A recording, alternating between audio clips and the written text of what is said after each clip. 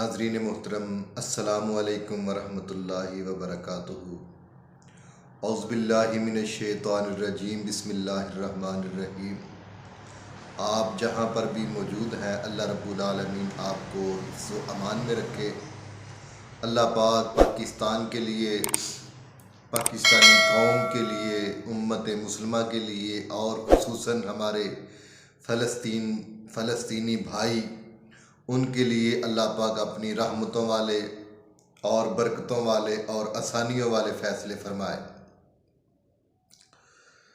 تو ناظرین محترم، آج انشاءاللہ بات کریں گے صدر پاکستان جناب عارف علوی صاحب، ان کے متعلق،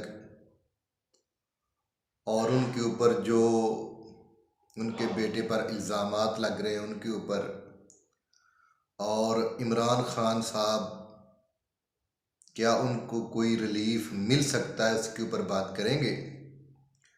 تو بات کرنے سے پہلے آپ ہمارے چینل کو سبسکرائب کریں، لائک کریں، شیئر کریں اور ٹلی شلی بجا دیو۔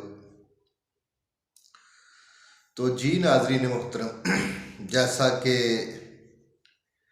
اس وقت ملک میں ایک گو مگو کی کیفیت ہے، اور ہم اپنے ہر ولاگ میں، اپنی ہر گفتگو میں یہ بات عرض کرتے ہیں کہ ملک کو ایک استحکام کی ضرورت ہے۔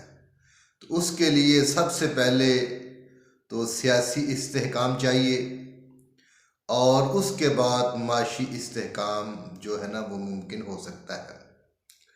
تو ناظرین محترم، کاش یہ بات ہمارے سیاستدان، حکمران سمجھ جائیں، کیونکہ ہر کوئی اپنی اپنی سیاست چمکانے کے چکر میں پڑا ہوا ہے، اور ملک کی اکانومی کہاں جا رہی ہے پرواہ نہیں ہے۔ تو یہ ایک دکھ کی بات ہے۔ دیکھیں نا، جیسے جب انتخابات ہوئے اور مرکز میں جو حکومت ہے وہ گو مگو کی کیفیت تھی، کون بنا رہا ہے کون نہیں بنا رہا، دوڑ لگی ہوئی تھی، کوئی مسئلہ صاف نہیں تھا۔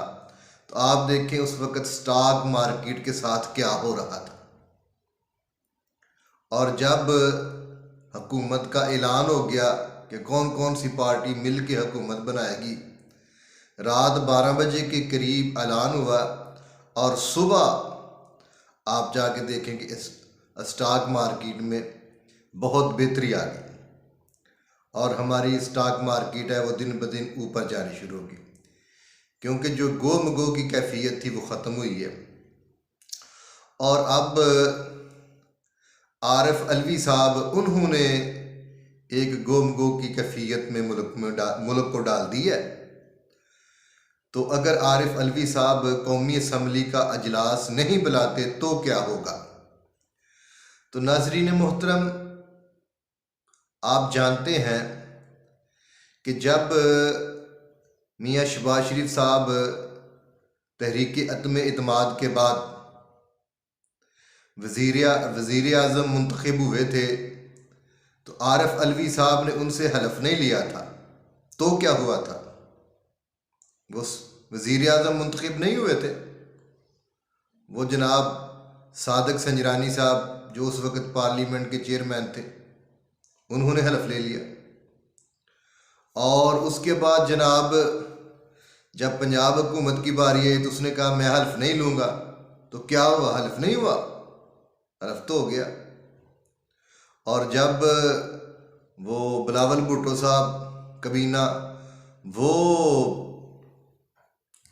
حلف لینے کی باری آئی تو وہاں پر صدر صاحب پہنچ گئے تھے۔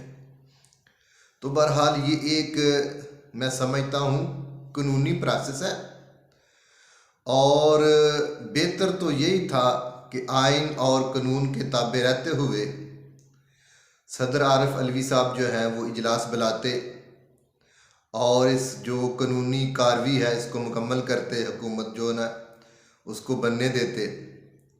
تو یہ ان کے لیے ایک باعث عزت افزا کام تھا، اور جو انہوں نے پیچھے کیا ہے شاید وہ بھول جاتا، لیکن اب وہ جو کر رہے ہیں وہ ان کے لیے آنے والے وقتوں میں کوئی اچھی خبر نہیں ہے۔ یہ میری بات آپ نوٹ کر لیں، آپ کو پتہ چل جائے گا کہ عارف علوی صاحب کے لیے آنے والے وقتوں میں کوئی اچھی خبریں نہیں آ رہی۔ تو بہرحال جب انتخابات ہو جاتے ہیں تو 21 دن کے اندر اندر آئین اور قانون کے مطابق اجلاس ہونا ہوتا ہے۔ تو اگر صدر عارف علوی صاحب اجلاس نہیں بلاتے تو کیا ہوگا؟ سپیکر قومی اسمبلی اجلاس بلا لیں گے اور وہ حکومت کا پروسیس مکمل ہو جائے گا۔ تو عارف علوی صاحب کے ہاتھ کیا آئے گا؟ اسی طرح جب آرمی چیف صاحب ان کی سمری پر دستخط کرنے تھے تو جناب ایک آئینی اور قانونی معاملہ تھا، تو عارف علوی صاحب جو ہے نا وہ اسلام آباد سے لاہور بھاگ گئے اور پھر وہاں سے واپس جا کر دستخط کرنے پڑے۔ تو اس لیے جو حقیقت ہوتی ہے نا اس کو جھٹلانا نہیں چاہیے۔ ملک میں جو یہ سیاسی کشمکش ہے اس سے ملک کو بہت نقصان ہو رہا ہے۔ یقین کریں جب عدم اعتماد آئی تھی، آپ جانتے ہیں کہ کس طرح پی ٹی آئی نے جو ہے نا اس وقت ملک میں ایک عجیب سی کیفیت، گم گو کی کیفیت جو ہے نا وہ بنا دی تھی۔ حالانکہ تحریک عدم اعتماد ایک قانونی پروسیس ہے، ایک قانونی حق ہے۔ آپ دیکھ رہے ہیں کہ بھائی ہماری میجورٹی ختم ہو گئی ہے اور تحریک عدم اعتماد ہماری ہم ناکام ہو رہے ہیں، کرسی چھوڑے گھر چلا جائے۔ لیکن میں وہ مثال نہیں دینا چاہتا، غیر پارلیمانی بات ہو جاتی ہے۔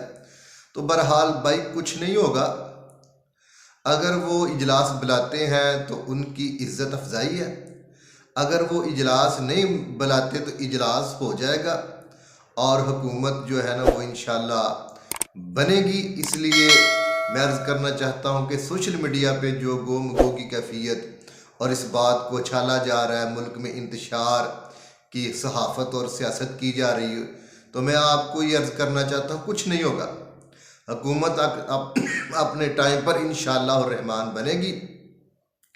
یہ عارف علوی کے لیے مشکلات ہو سکتی ہیں۔ تو سچی بات تو یہ ہے کہ عارف علوی صاحب جب یہ صدارت سے چلے جائیں گے، فارغ ہو جائیں گے، تو مجھے تو ان کا جو اگلا پڑاؤ ہے نا وہ جیل میں نظر آ رہا ہے، کیونکہ جس طرح انہوں نے ایک آدمی کو خوش کرنے کے لیے آئین اور قانون کو توڑا ہے، اور ایک آدمی کو خوش کرنے کے لیے انہوں نے جس طرح پاکستان کے ساتھ کھلواڑ کیا ہے، تو ان کے لیے یہ مشکلات ضرور پیدا کرے گا۔ تو اگلی بات پہ آ جائیں کہ کیا عمران خان صاحب کو موجودہ کوئی ریلیف مل سکتا ہے؟ اصل میں بات یہ ہے کہ پاکستان میں اسی وقت اس آدمی کو لایا جاتا ہے یا ہم اس کے قریب ہوتے ہیں جب ہماری کوئی مجبوری ہو جاتی ہے۔ یہ پاکستان کا کلچر سمجھ لیں۔ تو عمران خان صاحب کے لیے اس وقت ریلیف ہو سکتا ہے کہ جب وہ ان کے ساتھ گفتگو کرنا، ان کو لانا مجبوری ہو جائے۔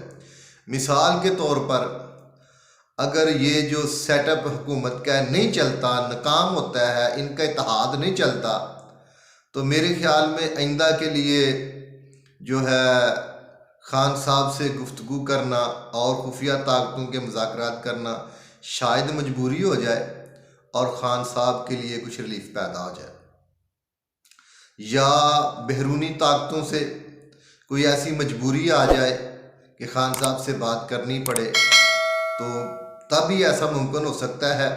لیکن موجودہ حالات میں میرے خیال میں جو یہ آنے والا وقت ہے یہ خان صاحب کے لیے بہت ساری مصیبتیں اور مشکلات میں اضافہ نظر آ رہا ہے مجھے تو بہرحال آگے دیکھیے ہوتا ہے کیا۔